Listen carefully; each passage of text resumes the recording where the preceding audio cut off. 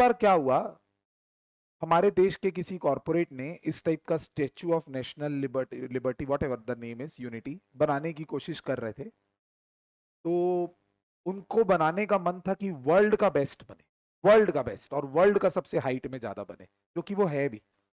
उसका उसके बनने से पहले शायद वो यूएस पेरिस में कौन सा होता है, आईफल टावर, वो शायद सबसे अच्छी बड़ी इस टाइप की बिल्डिंग होती थी, बुर्ज खलीफा होती होगी, जो भी। एक बात समझो मेरी, इंडिया के अंदर नहीं। देखो, इन सब में ना स्ट्रक्चरल प्रॉब्लम क्या आती है बनाने के टाइम पे, कि ये ब्रॉड बिल्डिंग्स नहीं है जिसकी नींव एकदम से चौड़ी हो। ये स्ट्रेट एकदम पतली सी एक बिल्डिंग बनती है, स्टेचू कोई भी बनता है तो इसमें प्रॉब्लम ये होती है कि जो विड्थ है नीचे वो ठीक से नहीं मिल पाती। तो ये इतना बड़ा टॉल टावर बनाने का बेस स्ट्रांग नहीं हो पाता, ये प्रॉब्लम होती है। तो प्रैक्टिकल बात मैं ये करना चाहता हूं कि एक बार इंडियन कॉर्पोरेट को ये बनाना था, तो उसने मोदी जी को बोला कि सर इसका बनाने का एक्सपीरियंस अपने इंडिया के आर्किटेक्ट्स और बिल्डर्स में नहीं है। इस टाइप की बिल्डिंग जापान में बहुत बनती है, चाइना में बनी हुई है, यूएस में बनी हुई है, पेरिस में बनी हुई है। प्लीज आप हमको परमिशन दो कि हम वहां से पूरी टीम बुलाएं और ये पूरा स्टेचू बढ़िया उनसे बनवाएं, क्योंकि हमको एक बार बनाना है और उसके बाद तो ये टूरिस्ट प्लेस बन जाएगा, तो देश के लिए तो बन जाएगा अच्छी चीज।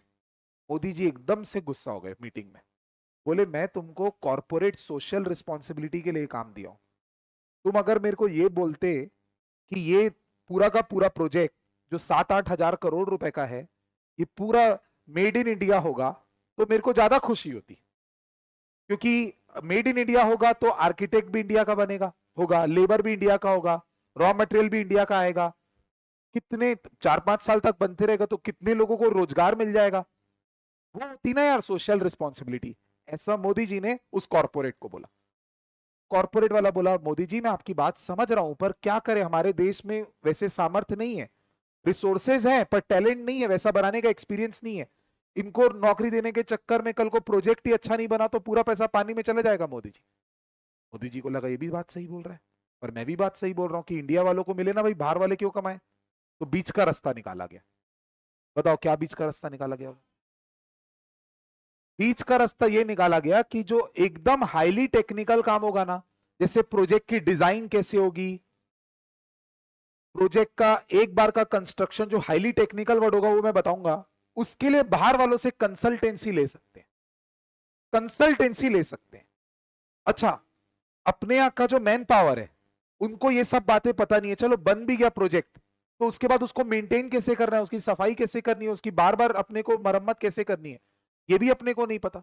मोदी जी बोले देखो मैं एक बार तुमको अलाउ करूंगा, तुम कंसल्टेंसी का पैसा उनको दो, मेरे को कोई दिक्कत नहीं है, डिजाइन का पैसा दो, कोई दिक्कत नहीं है, एक बार उनको बुलाओ और हमारे पूरे के पूरे इंडिया के लोगों को ट्रेन करवाओ, जिसको बोलते हैं एक प्रकार से ह्यूमन डेवलपमेंट या एचआर एचआर डेवलपमेंट, उसका भी एक बार पैसा दो।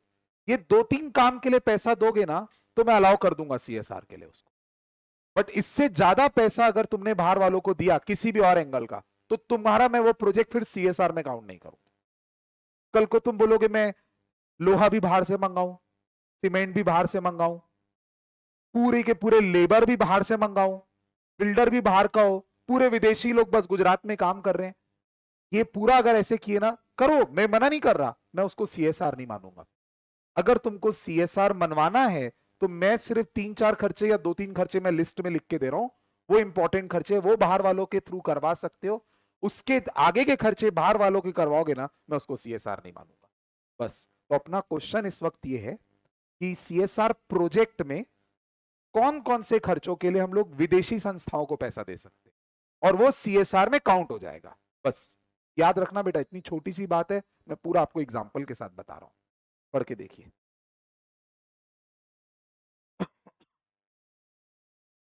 क्वेश्चन कैसे आएगा देखो, इंटरनेशनल ऑर्गेनाइजेशन में बी इंगेज्ड, तो अंदर लिखा है और बेटा आ चुका है क्वेश्चन 2-2 नंबर का ना, फिर मेरे को मत बोलना कि सर आप बताए नहीं थे, बहुत बारीक बारीक चीजों पे ऊपर आ रहा है क्वेश्चन, फैशन है अभी। तभी मैं आप लोग को एकदम एग्जाम्पल देके बताने की कोशिश करता हूं कि रिटेन कर सको.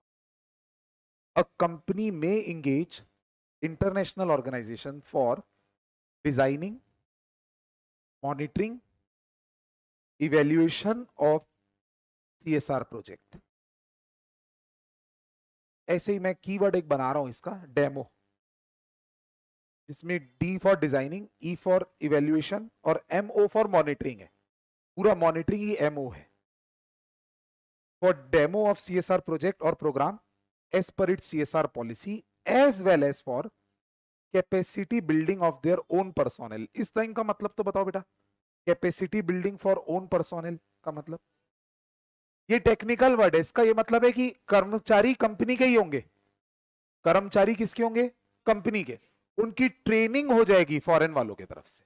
तो कैपेसिटी बिल्डिंग वर्ड का ना यहां पे मतलब ट्रेनिंग मान लीजिए आप. तो वो लोग आके एक बार ट्रेन करके जाएंगे हमारे सारे एम्प्लॉइज को, उसका मोटा पैसा लेंगे. चलेगा, मोदी जी बोले एक बार दे देना उनको. आपकी कंपनी के 4-5 हजार एम्प्लॉय अगर ट्रेन हो जाते हैं, इंडियंस ट्रेन हो जाते हैं, और 6 महीने तक फॉरेनर्स आके रुकते हैं, उनको ट्रेन करके जाते हैं, तो उन लोग जितना पैसा देंगे दे देना. उसके बाद तो अपन सेल्फ डिपेंडेंट हो जाएंगे. और मैं ये एग्जाम्पल पता नहीं क्यों मेरे सबकॉन्शियस माइंड में आया. पिछले साल ना मैं नेशनल ज्योग्राफी में देख रहा था इसके बारे में, भुज में जो ये स्टेचू ऑफ लिबर्टी बना था, यूनिटी बना था. तो मेरे को ध्यान आ रहा है, आप लोग भी एक बार देखना कभी टाइम मिले तो. बहुत इंटरेस्टिंग डॉक्यूमेंट्री बनी हुई है नेशनल ज्योग्राफी में, यूट्यूब में दिख जाती है. और जर्मनी की फर्म ने बनाया है ये सब. और वो मैं गया तो नहीं हूं वहां पे, पर वो दिखा रहे थे कि अंदर लिफ्ट भी है. लिफ्ट से जाओ तो विंडो से दिखाई देगा आपको बाहर की कैसा है नजारा. और विंडो ऐसे खुलती है कि मतलब वो वल्लभ भाई पटेल के ऐसे जहां हार्ट है वहां पे विंडो है.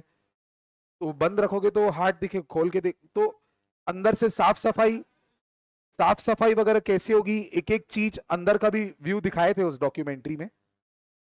कितनी बड़ी बड़ी टाइप की सीढ़ियां हैं, किस किस प्रकार की मशीनरी और इक्विपमेंट यूज होंगे, और वो एक बार में सब एफिशिएंट तरीके से मेंटेन हो जाए बिल्डिंग. ये सब जर्मनी वाले इंडियंस को सिखा के गए थे. कुछ 4 से 5 हजार अनपढ़ लोगों को अच्छे से ट्रेन किया गया था इस काम के लिए. उससे वो लोग स्किल्ड वर्कर बन गए. तो ये सब कैपेसिटी बिल्डिंग कहलाता है.